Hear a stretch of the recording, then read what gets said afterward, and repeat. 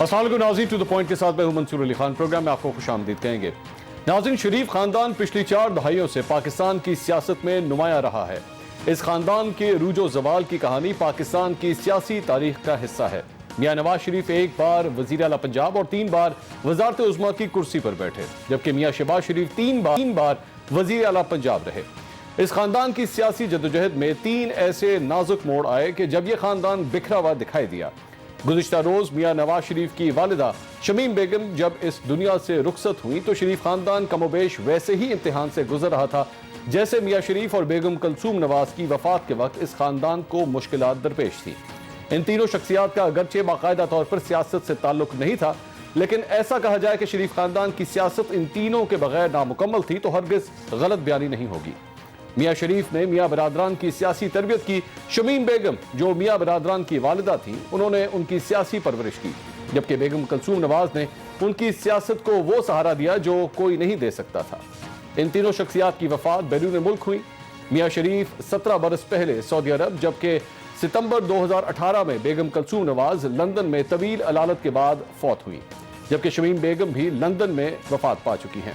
حیرت انگیز طور پر جب شریف خاندان کی یہ 3 شخصیات دنیا سے گئیں تو اس وقت سیاسی حالات بھی ایک جیسے تھے۔ 2004 میں میاں شریف کی وفات ہوئی تو شریف برادران کو تدفین کے لیے پاکستان آنے سے روک دیا گیا۔ 2 سال پہلے میاں نواز شریف اور مریم نواز جب گرفتاری کے لیے پاکستان واپس آئے تو بیگم کلثوم نواز اس وقت بستر مرگ پر تھی، اور 2 ماہ بعد جب ان کا انتقال ہوا تو یہ دونوں جیل میں تھے۔ اب ایک بار پھر جب میاں نواز شریف کی والدہ بیگم شمیم کا انتقال ہوا ہے تو میاں نواز شریف ان کی تدفین کے لیے پاکستان نہیں آ سکتے، اور میاں شہباز شریف اس وقت زیر حراست ہیں۔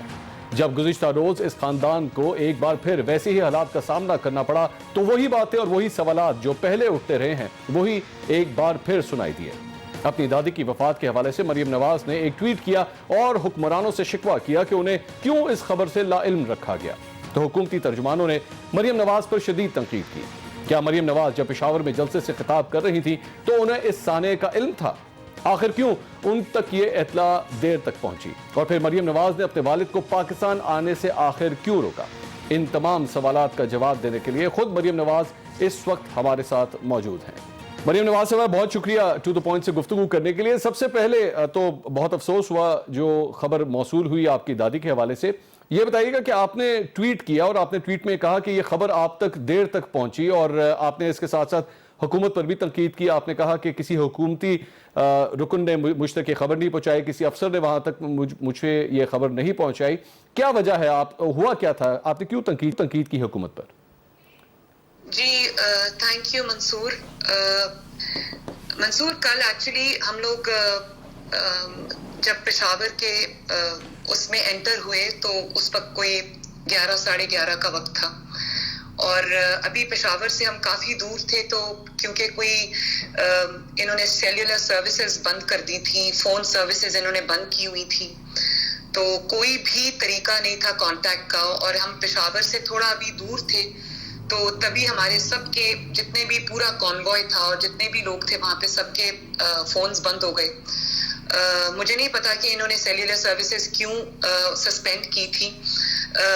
آبویسلی اس کا مقصد تو جلسہ ہی ہوگا، لیکن اپیرنٹلی کوئی نیپٹا کی طرف سے تھریٹ تھا جو انہوں نے 24 آورز پہلے جلسے سے ریلیز کیا تھا کہ وہاں پر جلسے کے اندر کوئی دہشت گردی کا کوئی، میں نے سوشل میڈیا پہ دیکھا، مجھے کوئی اور لوگوں نے بھیجا بھی واٹس ایپ پہ، تو مجھے تھا کہ انہوں نے اس وجہ سے جو ہے وہ سیلولر سروسز بند کی۔ میرا رابطہ ٹوٹ گیا آبویسلی سب کے ساتھ۔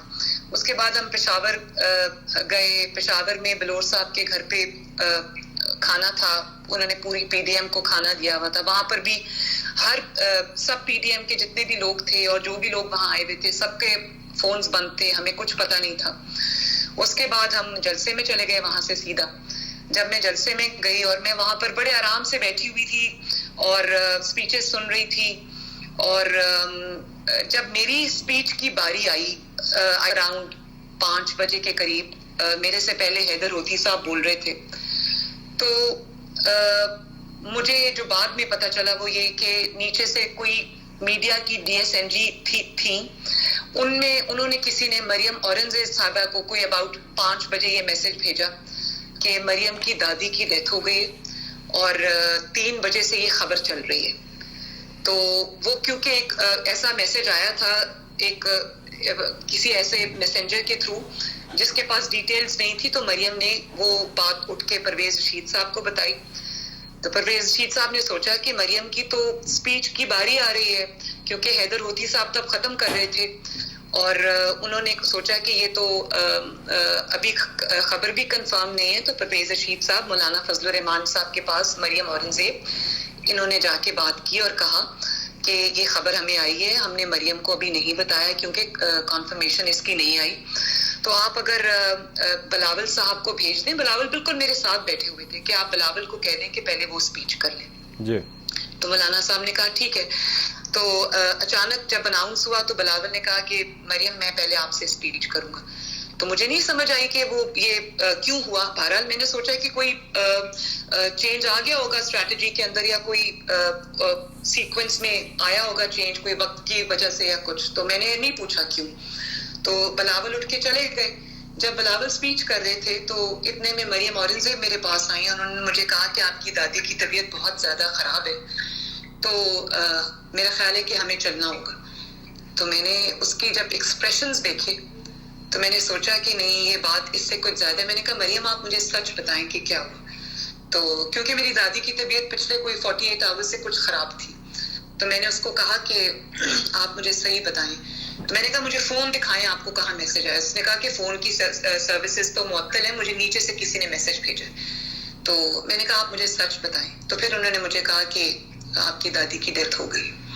تو یہ کوئی 5:00 کچھ منٹس ہوئے تھے. تو پھر میں نے مولانا صاحب سے کہا کہ مولانا صاحب مجھے فوراً جانا ہوگا، مجھے اجازت دیجیے. تو مولانا صاحب نے کہا کہ آپ کی اسپیچ تھی، آپ بات تو نہیں کر سکیں گی، لیکن کیونکہ لوگ آپ کے انتظار میں ہیں اور لوگوں کو بھی اس خبر کا نہیں پتا، تو آپ خود یہ اطلاع جلسے کو دے دیں اور آپ جائیے. تو میں پھر بلاول بھی بول رہے تھے کیونکہ، تو جو ANP کے میاں افتخار حسین صاحب ہیں وہ اٹھے اور انہوں نے بلاول سے جا کے بات کی. Bilawal I am thankful to ہم کہ وہ ہٹ گئے ڈیز سے اور انہوں نے مجھے جگہ دے دی. تو میں نے پھر جا کے لوگوں کو سلام کیا اور کہا کہ میں آپ سے آج ملنے آئی تھی، بات کرنے آئی تھی، لیکن ابھی مجھے یہ خبر ملی ہے کہ میری دادی کی وفات ہو گئی ہے، تو مجھے جانا ہوگا، میں معذرت چاہتی ہوں. بس میں یہ کہہ کے اور میں نکل آئی جلسے سے. اور جب میں جلسے سے نکل آئی میں ڈیسپریٹ تھی کہ میرا کہیں رابطہ ہو جاتا میری فیملی کے ساتھ، لیکن کم از کم جلسے سے نکلنے کے تقریباً 50 منٹ کے بعد میرے سگنلز بحال ہوئے. تو میں نے اپنے والد کی، اپنے بہن بھائیوں کی، اپنے بچوں کی مسڈ کالز دیکھی، اور پھر میرا اپنے کہیں گھنٹے کے بعد اپنے والد سے رابطہ ہوا، میری ان سے بات ہوئی. اور مجھے اس وقت یہ احساس ہوا کہ ان کو پتا تھا وہاں سیلولر سروسز سسپینڈڈ ہیں، ان کو پتا تھا فون کام نہیں کر رہے، ان کو پتا تھا کہ کمیونیکیشن کا کوئی ذریعہ نہیں ہے، رابطوں کا کوئی ذریعہ نہیں ہے. ان کو پتا تھا، گورنمنٹ نے بند کی تھی نا سیلولر سروسز. تو ان کو اتنی بھی انسانیت کسی میں نہیں تھی کہ وہ مجھے دیکھ رہے تھے ٹی وی سکرینز کے اوپر کہ میں آرام سے بیٹھی ہوں، مجھے خبر نہیں ملی، لیکن ان کو اتنی توفیق نہیں ہوئی کہ انسانیت کے ناطے، پالیٹکس اپنی جگہ، لیکن کچھ چیزیں انسانیت کے معیار پہ بھی پورا اترتی ہیں. تو ان کو کسی کو اتنی توفیق نہیں ہوئی کہ مجھے یہ اطلاع بھجوا دیتا کسی پولیس آفیسر کے تھرو، یا جو ان کے لوکل ایڈمنسٹریشن کے آفیسرز ہیں جیسے ڈپٹی کمشنر ہوتا ہے، کوئی ہوتے ہیں، کسی سے مجھے اطلاع بھجوا دیتے کہ 2-2.5 گھنٹے پہلے آپ کی دادی کی وفات ہو چکی ہے. اتنی بھی ان کے اندر کسی کے اندر مورل وہ نہیں تھی کہ مجھے کوئی اطلاع دے دیتا. مجھے اس چیز کا افسوس ہوا. ٹھیک مریم، ایک چھوٹا سا میں نے بریک لینا ہے، لیکن بریک کے بعد کچھ اور بھی سوالات آپ کے سامنے رکھنا چاہوں گا PDM کے حوالے سے خاص طور پہ. اور اس کے ساتھ ساتھ آپ نے اپنی ٹویٹ کے اندر یہ بھی کہا کہ نواز شریف صاحب کو واپس نہیں آنا چاہیے پاکستان. ایسا آپ نے کیوں کہا؟ یہ تمام تر سوالات ناظرین کریں گے ایک چھوٹے سے بریک کے بعد. ہمارے ساتھ رہیے گا. ناظرین welcome back after the break. Maryam Nawaz صاحبہ اس وقت ہمارے ساتھ ٹیلی فون لائن کے اوپر موجود ہے. مریم صاحبہ، جو گفتگو ہوئی ٹویٹ کے حوالے سے، آپ نے اپنی ٹویٹ کے اندر یہ بھی کہا کہ میاں نواز شریف صاحب کو پاکستان واپس نہیں آنا چاہیے. پہلے بڑی تنقید کی جا رہی ہے کہ وہ وطن واپس نہیں آ رہے، آپ نے بھی اب یہ کہہ دیا، اس کی کیا وجہ تھی؟ اس کی وجہ یہ تھی کہ یہ میاں صاحب کے خون کے پیاسے، اور یہ اس طاق میں بیٹھے ہوں گے کہ میاں صاحب آئیں، کیونکہ میاں صاحب پہلے جس حالت میں پاکستان سے گئے تھے وہ تو ابھی حساب ہونا باقی ہے کہ وہ لائف تھریٹننگ کنڈیشن کس طرح ان کی ہوئی نیب کی کسٹڈی کے اندر, عمران خان کی کسٹڈی کے اندر, وہ کس طرح سے ان کی حالت ایک لائف تھریٹننگ سچویشن تک پہنچی, اور جس میں ہمیں نہیں پتا تھا کہ میاں صاحب کی زندگی قائم رہے گی یا نہیں رہے گی, اس حالت تک انہوں نے پہنچا دیا تھا ان کو. وہ حساب انشاءاللہ تعالی کسی اور وقت کے لیے چھوڑ دیا میں نے. لیکن ان سے کوئی بعید نہیں, یہ جس قسم کے لوگ ہیں, جس قسم کا انتقام میں, یہ حسد میں اندھے ہوئے اور جس طرح سے یہ نواز شریف کو نشانہ بنانا چاہتے ہیں, ان کی صحت ابھی اس چیز کی اجازت نہیں دیتی, ان کا علاج ہونا ابھی بھی باقی ہے.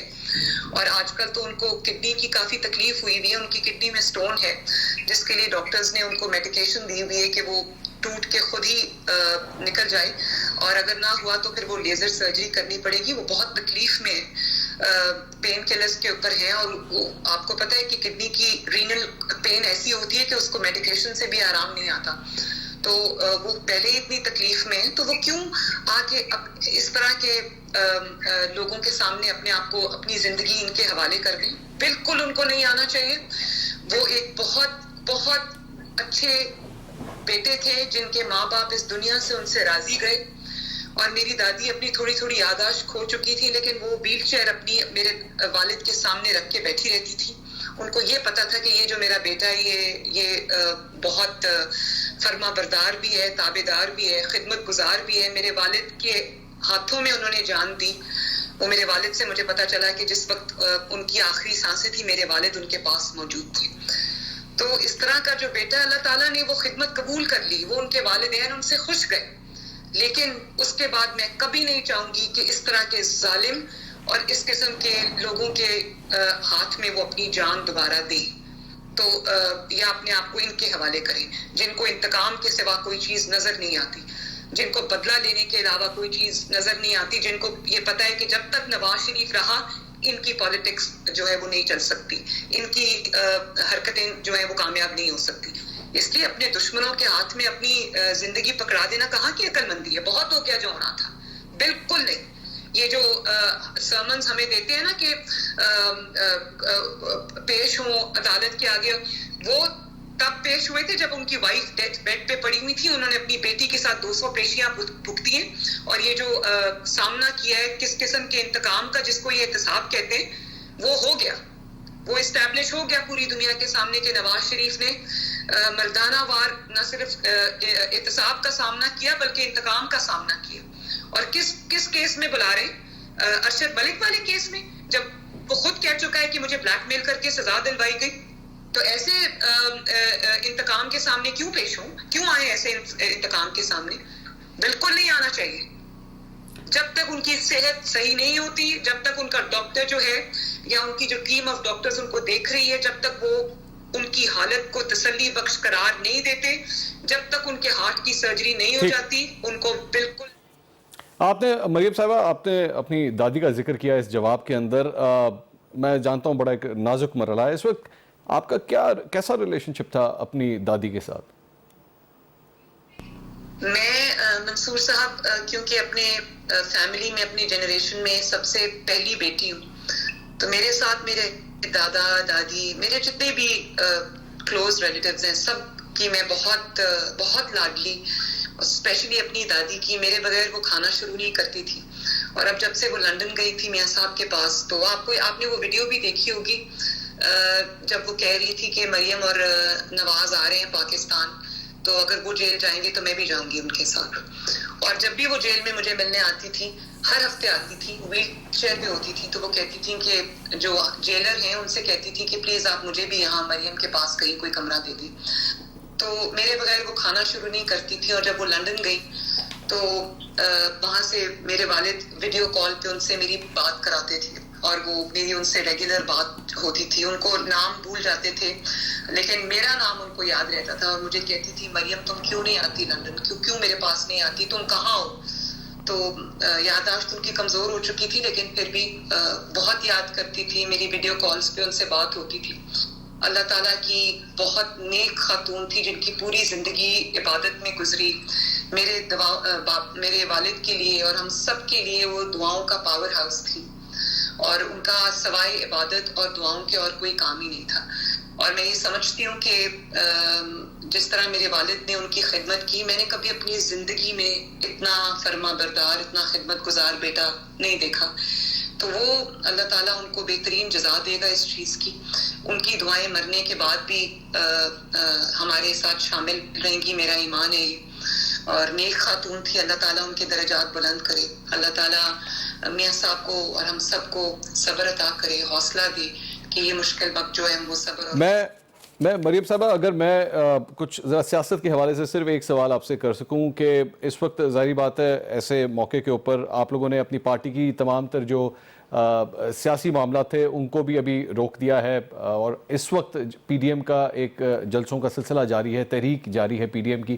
تو پی ڈی ایم کے مستقبل کے حوالے سے یا پلاننگ کے حوالے سے اس میں کوئی تبدیلی ہوگی کیا؟ یہ جلسے اسی طرح ہی چلتے رہیں گے؟ دیکھیں, جو تو ابھی فوراً ان کی تدفین تک یا اس کے کچھ دن بعد تک جو ایک میرا جلسہ تھا اوکاڑا میں, وہ میں نے پوسٹ پون کر دیا. لیکن باقی جو ملتان کا پی ڈی ایم کا جلسہ ہے اس کے بارے میں مشاورت ہوگی, پی ڈی ایم مشاورت کرے گی. لیکن انشاءاللہ تعالیٰ جو میاں صاحب نے اور پی ڈی ایم نے جو تحریک کا آغاز کیا ہے وہ انشاءاللہ نہیں رکے گا. اور میری دادی بھی ایک بہادر خاتون تھی اور بالکل وہ اصول پہ ڈٹے رہنے والی انسان تھی. وہ بھی اگر آج ہوتی تو وہ یہ کہتی کہ یہ رکنی نہیں چاہیے, اور انشاءاللہ نہیں رکے گی. کچھ دن مجھے obviously ذہنی حالت انسان کی اس طرح کی ہوتی ہے, انسان کے احساسات ہوتے ہیں, تو جب تک ان کی تدفین نہیں ہو جاتی اور یہ سب کام مراحل مکمل نہیں ہو جاتے تو وہ obviously تب تک تو میں نے سسپینڈ کی اپنی ساری پولیٹیکل ایکٹیویٹیز. لیکن انشاءاللہ تعالیٰ یہ جو جس پاکستان کے لیے, اپنے ملک کے لیے, اپنے لوگوں کے لیے ہم نے جو تحریک شروع کی ہے وہ کامیاب ہوگی, ضرور ہوگی انشاءاللہ تعالیٰ, اور نہیں رکے گی. میرے پرسنل دکھ سے زیادہ, میاں صاحب کے پرسنل دکھ سے زیادہ ہماری جو ذمہ داری 22 کروڑ عوام کی طرف اور اپنے ملک کی طرف, میرے لیے وہ بہت مقدم ہے, اور مجھے اس کا بہت اچھے سے. بہت بہت شکریہ نواز صاحبہ آپ کا. مریم نواز صاحبہ ہمارے ساتھ موجود تھی. ناظرین, موجودہ جو سیاسی صورتحال ہے اور اس کے ساتھ ساتھ فیملی کے لیے جو ایک دکھی مرحلہ آیا ہے اس پہ وہ کامنٹ کر رہی تھی. ایک بریک لیں گے, بریک کے بعد پاکستان تحریک انصاف کے سینئر رہنما فواد چودھری صاحب ہمارے ساتھ موجود ہوں گے, اور پی ڈی ایم کے جلسوں کا یہ سلسلہ, گلگت بلتستان کے اندر مبینہ دھاندلی کے خلاف احتجاج, اور کرونا کی صورتحال کے دوران جب پاکستان تحریک انصاف کے اپنے رہنما مختلف ریلیاں نکالتے ہیں اور مختلف لوگوں کو اپنے آس پاس بٹھاتے ہیں, لیکن تنقید کی جاتی ہے اپوزیشن کے اوپر. اور اس کے ساتھ ساتھ مریم نواز صاحبہ نے جو کچھ کہا ہے ٹویٹ کے حوالے سے کہ ان کو خبر نہیں پہنچ سکی, فواد چودھری صاحب نے اس کے اوپر تنقید بھی کی تھی. فواد چودھری صاحب سے ان کا موقف لیں گے ایک بریک کے بعد. ہمارے ساتھ رہیے.